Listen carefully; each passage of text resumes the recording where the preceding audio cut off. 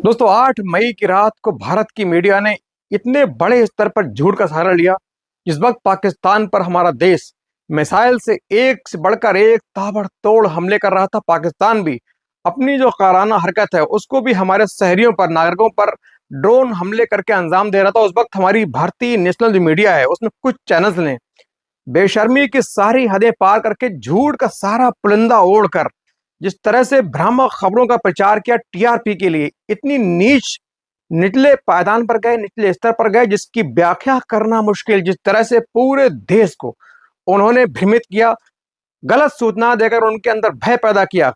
आपने देखा होगा जी न्यूज जैसे तमाम जो चैनल है, आज तक वगैरह बड़े चैनल, उन्होंने पूरी तरीके से झूठ का सहारा लेकर इतना झूठ बोला कि खुद 9 मई की सुबह रक्षा मंत्रालय को आके बताना पड़ा कि आप सूत्रों के हवाले से खबर चलाना बंद करिए। सीधे तौर पर जो ब्रीफिंग हो रही है रक्षा मंत्रालय की, भारत सरकार की जो ब्रीफिंग है उसके आधार पर खबर दिखाइए, अन्यथा ये देश के लिए भ्रामक साबित होगा। सोचिए कितना पत्रकारिता का लेवल इन पत्रकारों ने गिरा दिया, इन चाटुकारों ने पत्रकारिता का लेवल कितना गिरा दिया। खुद रक्षा मंत्रालय को आकर ये सफाई देनी पड़ रही है कि बस प्लीज अब सूत्रों के हवाले से खबर दिखाना बंद कीजिए।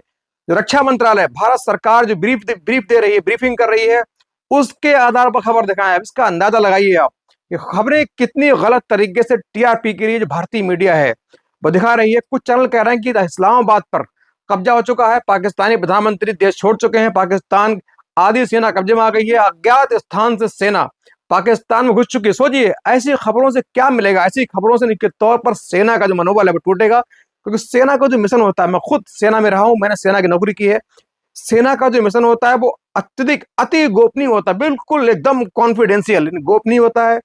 उसकी यदि बाहर किसी को हवा लगी तो वो जो ऑपरेशन है उसके सफल होने के चांसेस उतने ही कम हो जाते हैं। लेकिन हमारी मीडिया खुले तौर पर टीआरपी के लिए झूठ का पुलिंदा बांधकर भारतीय जो सेना है उसकी तमाम एक्टिविटी है उसको बढ़ा चढ़ाकर पेश कर रही है, जश्न मना रही है। दोस्तों युद्ध कभी जश्न मनाने का नहीं होता है। युद्ध में हमारे सैनिक शहीद होते हैं, हमारे नागरिक मरते हैं, हमारी पब्लिक भी शहीद होती है, हमारे जो सैनिक हैं वो भी शहीद होते हैं। इसीलिए युद्ध जश्न मनाने का नहीं होता, जश्न होता है युद्ध को जीतने के बाद। और पहले से मीडिया द्वारा भ्रामक खबरें फैलाना, इससे क्या है, पूरे अंतरराष्ट्रीय मीडिया है, वर्ल्ड लेवल पर हमारे देश की थूथू होगी।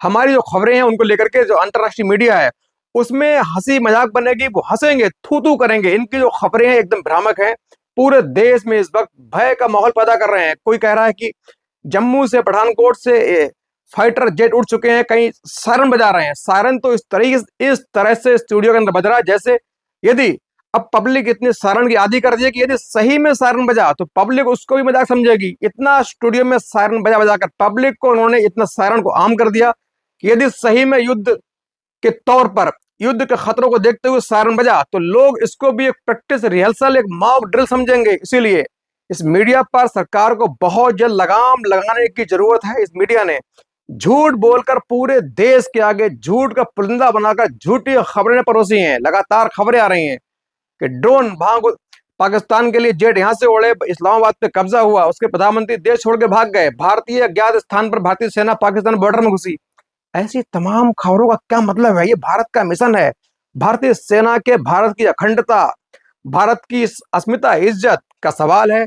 देश की सेना सीक्रेट तरीके से, गोपनीय तरीके से पूरे ऑपरेशन मिशन को अंजाम देती है, उसकी किसी को भनक नहीं लगनी चाहिए। लेकिन भारतीय जो गोदी मीडिया लगातार ऐसी खबरों को प्रचार करके लगातार स्टूडियो से युद्ध की घोषणा हो रही है। बाकायदा जो न्यूज रूम है उसको वार रूम बना दिया गया है, वहां सायरन बज रहे हैं, बाकायदा काल्पनिक helicopter, fighter drone, fighter jet drone वगैरह पूरे न्यूज रूम में चल रहा है। ऐसा लग रहा है कि पूरी जो लड़ाई है वो बॉर्डर पर ना होकर सीधे तौर पर भारतीय जो नोएडा, दिल्ली, जो नोएडा के नेशनल मीडिया के ऑफिस हैं उनके अंदर पूरी लड़ाई लड़ी जा रही है। दोस्तों ऐसी खबरें फैलाने से अच्छा है कि देश की सेना के साथ चुपचाप खामोशी से पूरी मीडिया, पूरा देश, पूरा जन है, पूरे देश की जनता है, राजनीतिक लोग हैं, सबको इस वक्त हमारी जो सेना है उसके साथ खड़े होने की सही मानों में जरूरत है। क्योंकि सेना का मनोबल जितना ऊंचा होगा, जितना अच्छा होगा, उतनी ही जल्दी हमारी सेना हमारे दुश्मन देश पाकिस्तान पर हमला करके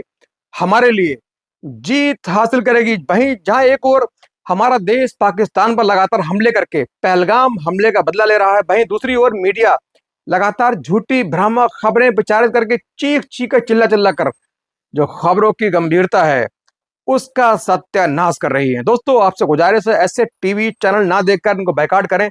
सीधे तौर पर भारत सरकार रक्षा मंत्रालय की जो ऑफिशियल वेबसाइट है, ट्विटर पर फॉलो करें, उनकी जो ब्रीफिंग है उसको देखें, उसमें सटीक जानकारी दी जा रही है। हमारा देश, हमारी सेना, हमारी जो रक्षा है मंत्रालय है, पूरी तरीके से पाकिस्तान को धूल चटाने के लिए प्रतिबद्ध है। और हमें ये भरोसा करना चाहिए कि हमारी सेना हमारी बहुत मजबूत है, स्थिर है। हमारी सेना, हमारा देश मजबूत हाथों में है, इसीलिए हमें चिंता करने की कोई जरूरत नहीं। लेकिन झूठी खबरें फैलाने से पूरे देश में एक भ्रम का माहौल बनता है, जो निश्चित तौर पर बहुत ही खतरनाक है। भारत सरकार को इस पर बहुत जल्द लगाम लगाने की जरूरत है। दोस्तों, इस वीडियो पर क्या कहना है आपका, ये कमेंट करके जरूर बताएं। अच्छा लगा